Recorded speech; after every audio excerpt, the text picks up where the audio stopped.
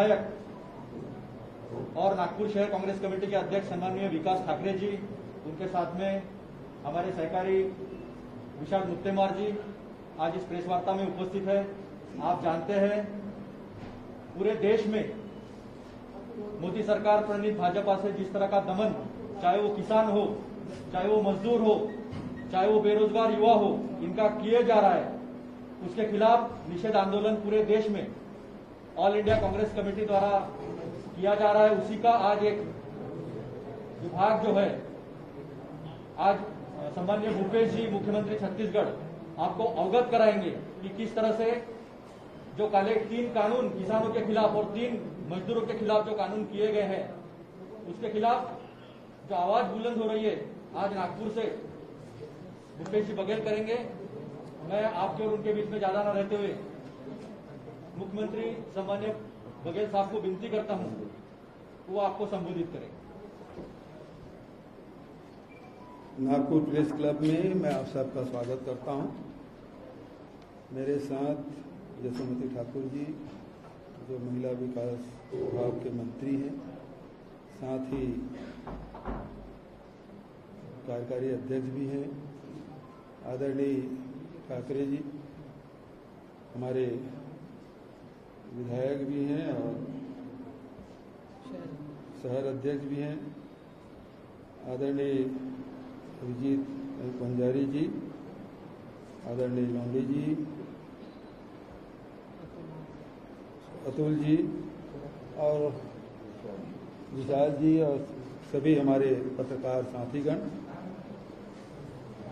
कल आने से पहले मुझे अखिल भारतीय कांग्रेस कमेटी की तरफ से निर्देश हुआ था कि अभी जो किसानों के खिलाफ जो लोकसभा में और राज्यसभा में विधेयक पारित हुए उसके बारे में यहाँ नागपुर में आके प्रेस कॉन्फ्रेंस करना, तो उसमें पहले यशोमती जी से, ठाकरे जी से और मोहित्रा दादा से मेरी बात हुई थी।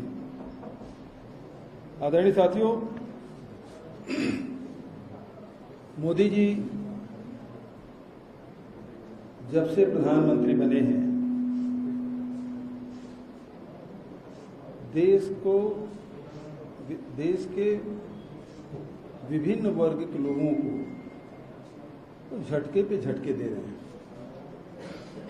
पहला झटका नोटबंदी का था,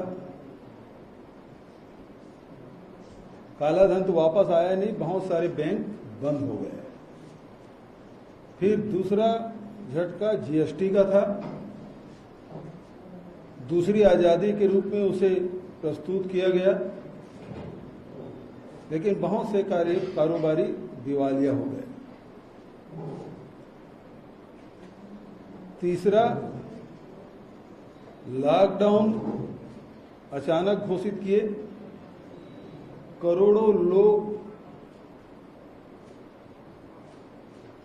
बेरोजगार हो गए और पैदल अपने घर जाने के लिए बाध्य हुए। अभी फिर से एक झटका उन्होंने दिया है, जो एक काले कानून के रूप में हमारे सामने है। इसके पहले आपने देखा कि एयरपोर्ट नीलाम कर दिए गए, रेलवे स्टेशन नीलाम कर दिए गए और अब बारी किसानों के जमीन पर है। पहला कानून उन्होंने कृषि उपज व्यापार वाणिज्य संवर्धन और सरलीकरण विधेयक 2020, इसमें उन्होंने कहा एक राष्ट्र एक व्यापार। दूसरा संशोधन उन्होंने किया कृषक सशक्तिकरण संरक्षण, कीमत आश्वासन और कृषि सेवा पर करार विधेयक 2, जिसे कॉन्ट्रैक्ट फार्मिंग के रूप में हम सब जानते हैं। तीसरा आवश्यक वस्तु अधिनियम में संशोधन किया गया। एक राष्ट्र एक व्यापार, हमने देखा कि 1 नेशन 1 टैक्स नारा दिया, लेकिन जीएसटी में हुआ क्या? 5 स्लैब बने हुए हैं, 0% से लेकर 28% तक। और स्थिति ये है कि जीएसटी के पैसा जो उत्पादक राज्य हैं उन राज्यों को 5 वर्ष तक के जो अंतर की राशि है उसे देने की बात उन्होंने कही थी, लेकिन इस वर्ष अप्रैल से लेकर आज तारीख तक जीएसटी का अंतर का राशि नहीं मिला है। मेरे छत्तीसगढ़ में 2 किस्त अभी तक के मिल जाना चाहिए था, ये तीसरे किस्त क्योंकि अब सितंबर समाप्त होने वाला, अक्टूबर में मिलने वाला है, तीसरा किस्त भी नहीं मिलेगा। तो करीब 3,000 करोड़ की राशि हमको मिलनी थी जो कि नहीं मिला। अब वो कहते हैं कि आप बैंक से उधार ले लो, पैसा हमारा, ब्याज हम देंगे। वैसे ये कहते हैं एक राष्ट्र एक व्यापार, एक शब्द और जोड़ना था और वो शब्द है दर। एक राष्ट्र है, एक व्यापार है, एक ही कीमत होना चाहिए था, एक ही दर होना चाहिए था, जो कि उन्होंने नहीं किया। इससे किसानों को नुकसान होगा, मंडी आप समाप्त कर देंगे। अलग अलग राज्यों में मंडी के अलग अलग कानून बने हुए हैं जो केंद्र सरकार निर्देश करती है और राज्य सरकार उसे अनुपालन करते हुए अपने नियम में संशोधन करती है, जबकि कृषि है वो राज्य का विषय है। इसके बावजूद भी केंद्र सरकार ने राज्यों से कोई परामर्श नहीं किया, न ही किसान संगठनों से परामर्श किया और सीधा सीधा ये कानून बना दिया। और इससे नुकसान ये होगा कि मंडियों में, मंडी की अपनी व्यवस्था होती थी, मंडी में वही लोग बोली लगा सकते थे जो मंडी लाइसेंस लेते थे। भुगतान 1 दिन से 5 दिन के भीतर में कर दिया जाता था और यदि कोई क्रेता और विक्रेता के बीच में कोई विवाद हो तो मंडी सचिव ही फाइनल अथॉरिटी हुआ करते थे जो 5 दिन के अंदर में उसे निराकृत कर देते थे। लेकिन अब जो नियम बना है उसमें मंडी शुल्क, मंडी लाइसेंस लेने की कोई जरूरत नहीं है, मंडी में जाके खरीदी करने की भी कोई जरूरत नहीं है। आपके पास पैन कार्ड होना चाहिए, पैन कार्ड के माध्यम से बाहर में आप खरीदी कर सकते हैं। इससे यदि कोई विवाद होता है तो एसडीएम एक पैनल बनाएगा और वो सुझाव देंगे, उसके हिसाब से होगा। वो 7 दिन, फिर 15 दिन, फिर 7 दिन, इस प्रकार से ये कई सप्ताह बीत जाएगा, लेकिन किसान को न्याय नहीं मिलेगा। और यदि लाइसेंस है तो लाइसेंस निरस्त करने की व्यवस्था थी। 5 दिन में यदि पेमेंट नहीं करता तो 5वें दिन उसका निरस्त हो जाता था हमारे छत्तीसगढ़ में। लेकिन अब पैन कार्ड में आप क्या निरस्त करेंगे? और बाहर में यदि खरीदी बिक्री हुई है तो फिर उसके पकड़ क्या है? यदि किसान ने धान बेचा, गेहूं बेचा, कोई सामान बेचा तो उसके पास आधार क्या है कि उन्होंने बेचा है और इतना सामान दिया है। मंडी में तो ये मंडी एक्ट के माध्यम से ये प्रमाणित होता था कि हाँ ये किसान है, इतना एकड़ जमीन है, इतना धान या गेहूं लाया है और वो खरीदार खरीदता था तो वो पूरा प्रमाणित रहता था। लेकिन अब बाहर, मंडी के बाहर में खरीदी होगी, पैन कार्ड के माध्यम से खरीदी होगी, तो आप कैसे उससे जस्टिफाई करेंगे कि इतना अनाज उन्होंने बेचा या उन्होंने खरीदा, पैसा दिया नहीं दिया, और उसका निराकरण कैसे होगा? तो इसका मतलब ये है कि मंडी को आप समाप्त करना चाहते हैं। और मंडी यदि समाप्त होगा तो मंडी में कार्यरत कर्मचारी, जो जिन प्रदेशों में मंडी की व्यवस्था है, जिसमें हजारों मंडी कर्मचारी हैं, अधिकारी हैं, उनके पास कोई काम नहीं रहेगा। सारा इंफ्रास्ट्रक्चर जो बना हुआ है, जो पिछले 6-7 दशक से जो मंडी का स्ट्रक्चर तैयार किए हैं, अब वो स्ट्रक्चर समाप्त हो जाएगा। जो अड़तिया काम कर रहे थे, जो तौलिया काम कर रहे थे, जो हमाल काम कर रहे थे, वो सारे लोग बेरोजगार हो जाएंगे। जो ट्रांसपोर्टर काम कर रहे थे उसके पास भी कोई काम नहीं रहेगा। दूसरा, जो कॉन्ट्रैक्ट फार्मिंग की बात है, कॉन्ट्रैक्ट फार्मिंग करने की व्यवस्था आपने कर दी, मतलब सीधी सीधी बात है, आप अपने खेत में मजदूर हो जाएंगे, आप मालिक नहीं रहेंगे। कॉन्ट्रैक्ट करने के बाद यदि सरकार इसमें ये कह देते कि जो एमएसपी तय है उससे नीचे कोई एग्रीमेंट नहीं होगा, तो निश्चित रूप से किसानों को लाभ हो सकता था। लेकिन भोले भाले किसानों को, जो हमारे छत्तीसगढ़ नहीं हिंदुस्तान में आधे से अधिक किसान सीमांत कृषक हैं या लघु कृषक हैं, ऐसी स्थिति में वो जो मंडी तक नहीं आ सकते, उनको कहते हैं कि आप कॉन्ट्रैक्ट फार्मिंग करेंगे, उसको वो एक उससे तय होगा, वो चाहे रेट दे न दे। आप देखेंगे जिस प्रकार से अभी फसल बीमा निजी कंपनियों के हाथ में दिया गया था, रिजल्ट क्या है? किसानों को मुआवजा के तहत किसी को 90 रुपया, किसी 3 रुपया, किसी 5 रुपया, किसी 100 रुपया, किसी 500 रुपया बीमा का लाभ मिला, और जो बीमा कंपनियां हैं उसको सैकड़ों करोड़ रुपए का लाभ हुआ इसी देश में। ये कॉन्ट्रैक्ट फार्मिंग भी उसी प्रकार से, जैसे बीमा किसानों के लिए हानिकारक रहा और निजी कंपनियों के लिए लाभदायक रहा, उसी प्रकार से कॉन्ट्रैक्ट फार्मिंग भी किसानों के लिए हानिकारक, और जो कॉन्ट्रैक्ट करेगा, कॉन्ट्रैक्ट फार्मिंग करवाएगा, उसको मुफ्त में जमीन मिल जाएगी, मुफ्त में मजदूर मिलेंगे। तीसरा जो सबसे बड़ी बात है जिसके तरफ किसी का ध्यान नहीं गया, वो आवश्यक वस्तु अधिनियम। आवश्यक वस्तु अधिनियम में पहले ये तय था कि आप अनाज इतने क्विंटल तक के रख सकते हैं। वो अलग अलग राज्यों में वो सीमाएं अलग अलग तय थी, लेकिन अब जितने भी जो जमाखोर लोग हैं उनको छूट दे दी गई। यदि आपात स्थिति है या युद्ध की स्थिति है, तभी छोड़ के कोई भी व्यक्ति कितना भी अनाज अपने गोडाउन में रख सकता है। इसका अर्थ ये है कि एक बड़ा प्लेयर, 2-4 बड़े प्लेयर देश के, पूरे देश के अनाज को अपने गोडाउन में भरेंगे, कृत्रिम रूप से अभाव पैदा करेंगे और मनमानी कीमत से वो उपभोक्ताओं को अनाज उपलब्ध कराएंगे। आपने देखा है इसके पहले प्याज की स्थिति क्या थी, इसके पहले दाल की स्थिति क्या थी, अरहर दाल कितना मिला, किस दर पे मिला, ये सब आप सबको जानकारी है।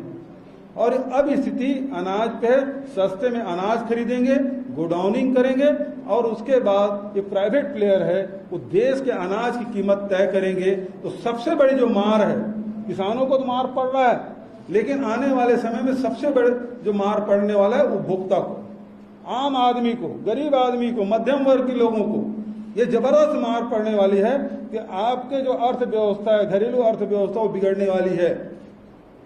क्योंकि अनाज की कीमत अब सरकार तय नहीं करेगी, अब वो प्राइवेट प्लेयर तय करेंगे। ये आवश्यक वस्तु अधिनियम, ये आवश्यक वस्तु अधिनियम नेहरू जी ने बनाया था। सहकारिता पे भी चोट किया गया है, जो सरदार पटेल ने शुरुआत की सहकारिता आंदोलन, उस पे चोट कर गया। अब बैंकों में जितने भी सहकारी बैंक हैं उसमें भी निजी हाथों में चला जाएगा, उसकी भागीदारी रहेगी। अभी तक के जो सहकारी बैंक है वो राज्यों के अधीन होते थे, राज्य के किसान उसमें हिस्सेदार होते थे। अब जो बैंक है वो निजी हाथों में उसकी भागीदारी रहेगी, गवर्निंग बॉडी उनकी होगी, उनके हिसाब से संचालित होगा कि किसानों को कितना लोन देना है या नहीं देना है, कब देना है, कितना देना है, ये सारे तय करने के काम निजी लोगों के हाथ में, मतलब पूरा कृषि है, एग्रीकल्चर सेक्टर है, वो पूरा निजी हाथों में देने की षड्यंत्र इस सरकार के द्वारा किया गया है। जो इंदिरा जी ने हरित क्रांति लागू किया था उसे भी ध्वस्त करने के षड्यंत्र चल रहा है। तो ये देश के किसानों के लिए, देश के उपभोक्ताओं के लिए ये बहुत बड़ा, ये केवल आप किसान के लिए न समझें बल्कि आम उपभोक्ता के लिए, खासकर जो महिलाएं हैं जो अपने घर खर्च चलाती हैं, अब उनके अर्थव्यवस्था जैसे नोटबंदी के समय बिगड़ा था अब फिर से बिगड़ने वाला है इस काले कानून के माध्यम से। इसलिए इसका हम विरोध करते हैं।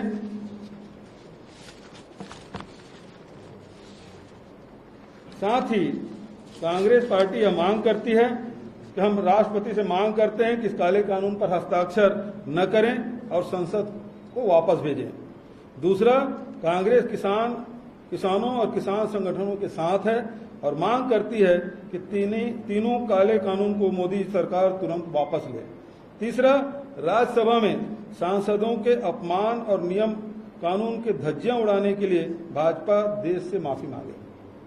अब आपकी तरफ से कोई सवाल हो तो सादर आमान।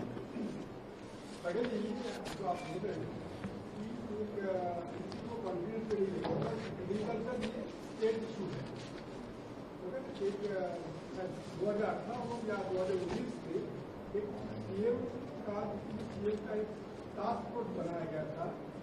उस टास्क फोर्स का मीटिंग के बाद उन्होंने एक रेजोल्यूशन किया तो उसका आधार किया है शायद बनाया था, उसके आधार पर ही ये बिल सामने लाया गया। तो उस टास्क फोर्स का आपके साथ मेंबर थे, कमलनाथ भी थे। देखिए, मैंने प्रधानमंत्री जी को अभी 19/7/2020 को पत्र लिखा। उसमें मैंने कहा कि भारत सरकार द्वारा 5 जून 2020 को जारी कृषि उत्पाद व्यापार एवं वाणिज्य संवर्धन सुविधा अध्यादेश 2020 द्वारा कृषक एवं व्यापारी को कृषक उत्पाद को क्रय विक्रय करने की स्वतंत्रता देते हुए मंडी प्रांगण उपमंडी प्रांगण से बाहर विक्रय अधिसूचित कृषि उपज क्रय विक्रय मंडी शुल्क से छूट और बगैर लाइसेंस के स्थायी खाता पैन कार्ड आधार पर क्रय विक्रय करने की। लेकिन मैंने ये भी लिखा, उल्लेख किया है कि ये राज्य सरकारों द्वारा संविधान की 7वीं अनुसूची की राज्य सूची 2 की प्रविष्टि 14, 26, 28 और 66 के अनुसार अपने प्रदेश की कृषि उपजों एवं स्थानीय विपणन रीति को दृष्टिगत रखते हुए मंडी अधिनियम बनाकर कृषि उपजों के विपणन के इस प्रकार विनियमित किया गया है और इससे बाजार पे विपरीत प्रभाव पड़ेगा। ये मैंने पत्र लिखा है प्रधानमंत्री। 2017 में तो हम थे ही नहीं। 2017 में कमलनाथ कहाँ से रह जाएंगे भाई? 18 में तो सरकार बनी है। 18 में हम लोग हाँ जी उसमें कमलनाथ जी और कुमार स्वामी जी थे, कांग्रेस के लोग। कुमार स्वामी कांग्रेस के लिए जेडीयू के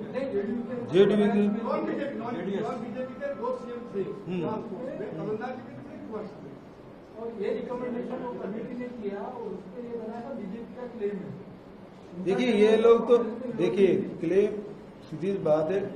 किसानों से बात करना चाहिए था, किसान संगठनों से बात करना चाहिए था। और मुख्यमंत्री से बात करना है तो सभी मुख्यमंत्री से बात करते। आप 5-6 मुख्यमंत्री से क्यों बात कर रहे हैं?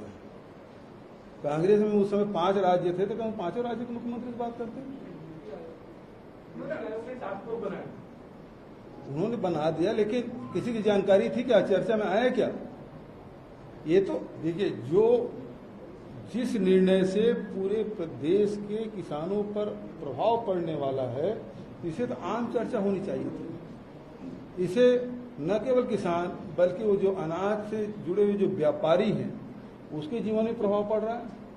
अब अभी देखिए कि इस अधिनियम लागू होने के बाद हमारे छत्तीसगढ़ में हमको 200 करोड़ रुपए मिल जाता था मंडी शुल्क के रूप में, अब मिलना बंद हो जाएगा।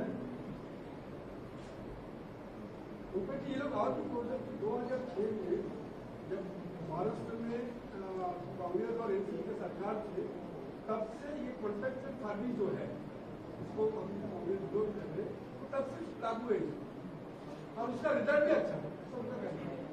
देखिए, कॉन्ट्रैक्ट फार्मिंग के लिए नए नए प्रयोग हुए हैं कि इसमें कॉन्ट्रैक्ट फार्मिंग भी है, लेकिन उसका असर क्या रहा है, उसका अध्ययन क्या है, उसकी रिपोर्ट क्या है? यदि कॉन्ट्रैक्ट फार्मिंग है, लाभदायक है तो रिपोर्ट बताइए। हमारे यहाँ जिसमें टमाटर का उत्पादन खूब होता है और पल्प बनाने के लिए, केचप बनाने के लिए वो विशेष प्रकार के बीज उन्होंने किसानों को वितरित की। अब यह हुआ कि टमाटर का बम्पर उत्पादन हुआ तो फिर जो कॉन्ट्रैक्ट हुआ था उस रेट में खरीदे नहीं, और कम हुआ तो किसानों पे दबाव।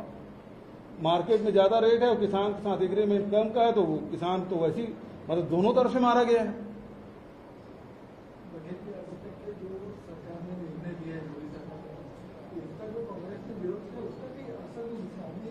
जी, कांग्रेस ने जो विरोध किया उसका कोई असर हुआ नहीं।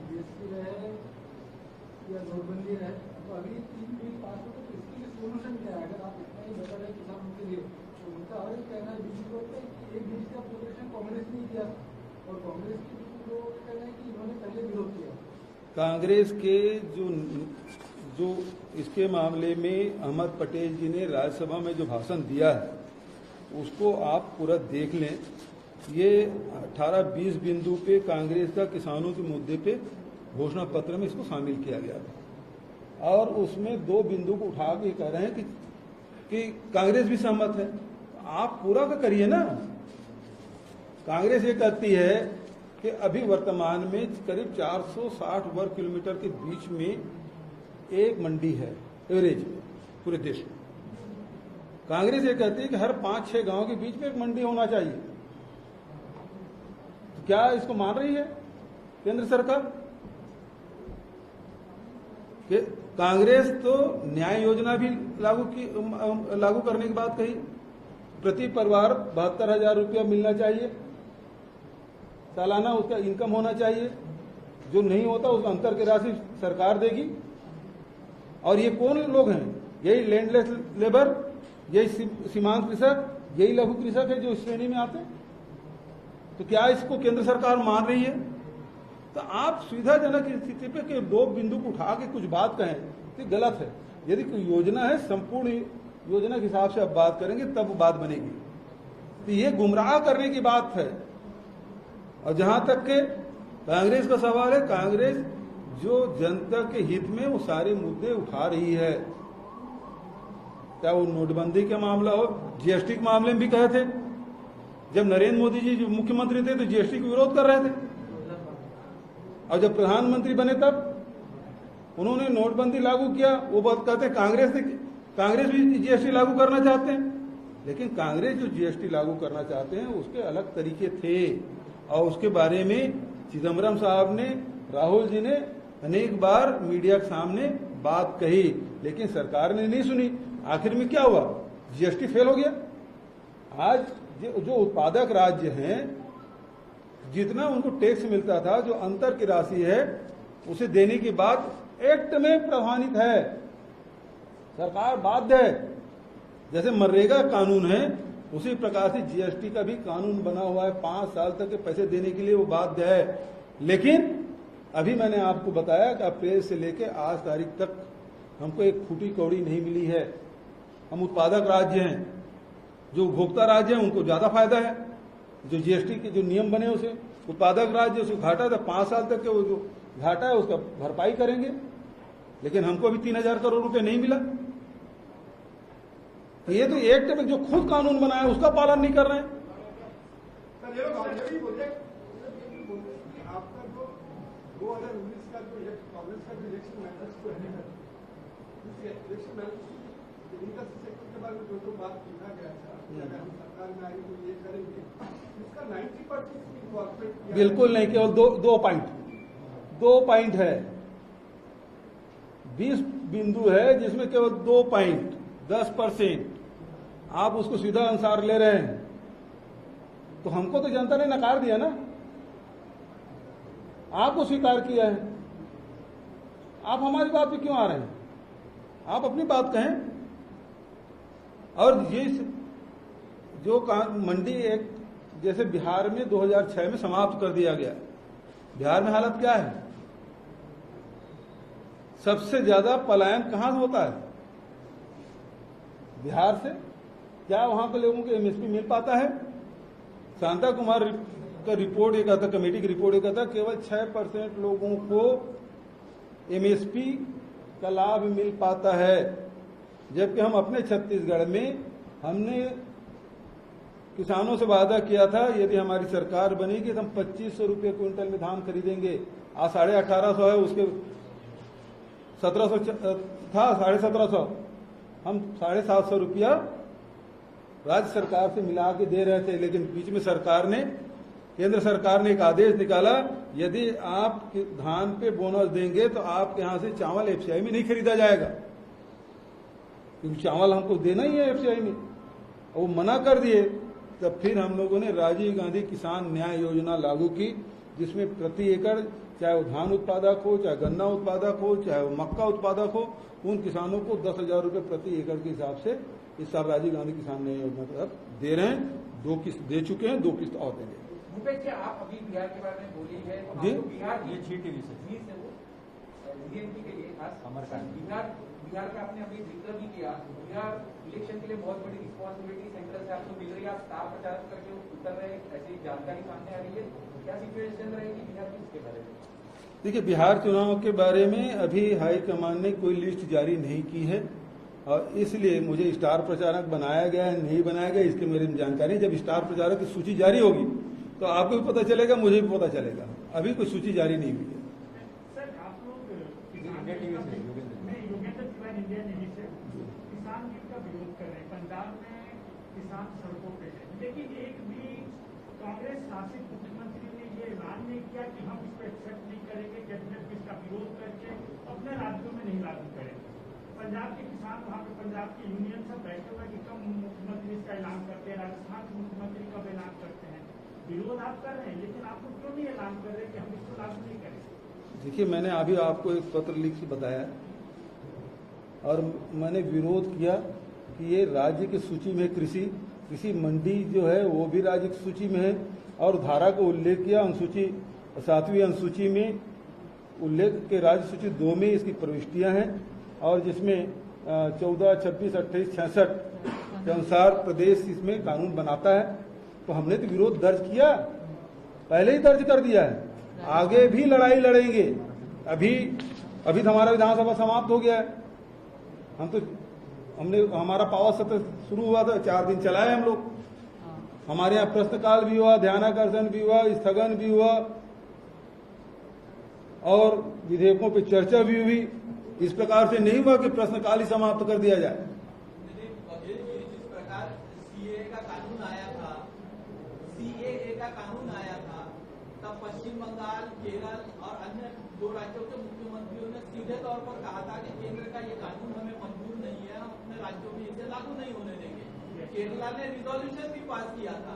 अगर कांग्रेस की मंशा है कि इस कानून का सही मायने में पुरजोर तरीके से विरोध किया जाए तो आप लोग अपने अपने कांग्रेस शासित राज्यों में इसको लागू नहीं करेंगे, ऐसा सीधे तौर पर क्यों नहीं कहते? ये निर्णय भी ले लेंगे, एक एक करके करने दीजिए। अभी हम राष्ट्रपति से अपील कर रहे हैं कि इसमें हस्ताक्षर न करें, लोग से वो वापस कर दें। एक एक प्रक्रिया कर लें, हड़बड़ी क्या है? तो मंशा है नहीं मानने की। ये तो किसानों के सीधी बात है, किसानों के और राज्य के और उपभोक्ताओं के खिलाफ में लिया गया फैसला है। राज्य सरकार के अधीन जो कुछ भी किया जा सकता है निश्चित रूप से विरोध स्वरूप किया जाएगा। आप जिन संवैधानिक मंचों पर अपील कर रहे हैं, उन संवैधानिक मंचों पर अगर कांग्रेस और विरोधियों की बात नहीं सुनी गई तो कांग्रेस शासित राज्यों में इस कानून का अनुपालन नहीं होगा। देखिए, एक एक करके प्रक्रिया करके हम जा रहे हैं। जिस दिन जो आप कह रहे हैं जब आवश्यकता पड़ेगी तो वो भी करेंगे। ऐसा नहीं हम पीछे हटने वाले हैं या डरने वाले लोगों में नहीं है, हम तो लड़ने वाले लोगों में से। किसानों के लिए, मजदूरों के लिए लड़ते रहे और लड़ेंगे, अंतिम समय तक लड़ाई होगी। कानून के दरवाजा खटखटाना पड़ेगा तो वहां भी जाएंगे। राज्य के अहित हो रहा है, इस आधार पर राज्य के हितों को अनदेखा करते हुए आपने पारित कर दिया, राज्यों को विश्वास में लिए बगैर। हम तो इसका उल्लेख किए हैं, हम इसी आधार पर कोर्ट भी जा सकते हैं। अभी तो हमने इसकी शुरुआत की है, राष्ट्रपति से अपील की है, कांग्रेस की जो मांग है ना, मोदी सरकार से भी अपील कर रहे हैं कि भी इसको लागू ना करें। बहुत सारे कानून पास हो जाते हैं, सब जरूरी कि सब लागू हो। बहुत सारे कानून बने हुए हैं लेकिन सभी लागू नहीं होते। ये भी देश के किसानों के हित में नहीं है, इसे लागू नहीं किया जाना चाहिए। विरोधी पक्ष का कहना है कि राजनीति के लिए कांग्रेस पक्ष सिर्फ विधेयक संसद में पास नहीं होने दे रहा, ऐसे भी आरोप आप पर लगाए गए, क्या कहेंगे? देखिए, राज्यसभा में तो उसकी बहुमत थी नहीं और जिस तरीके से उन्होंने ध्वनि मत से पारित किया वो तरीका ही गलत था। क्यों वोटिंग नहीं कराया आपने जब वोटिंग मांग रहे थे? तो वो तो काला दिन था संसद के लिए। Thank you. एक सवाल सर, आपके सीमावर्ती मध्य प्रदेश में उपचुनाव है। अभी तो आपने कहा बिहार की जिम्मेदारी नहीं मिली है, लेकिन वहाँ पे क्या स्थिति लग रही है कि कमलनाथ वर्सेस सिंधिया, क्या लग रहा है अभी आपको? हाँ, ये विषय ही नहीं है। देखिए, ये विषय तो नहीं है, लेकिन वहाँ के मुख्यमंत्री से लगातार मेरी चर्चा होती रही थी, और वहाँ यदि ड्यूटी लगाती है ऐसी तो हम लोग जाएंगे। Thank you. Thank you. आभारी। ओह, या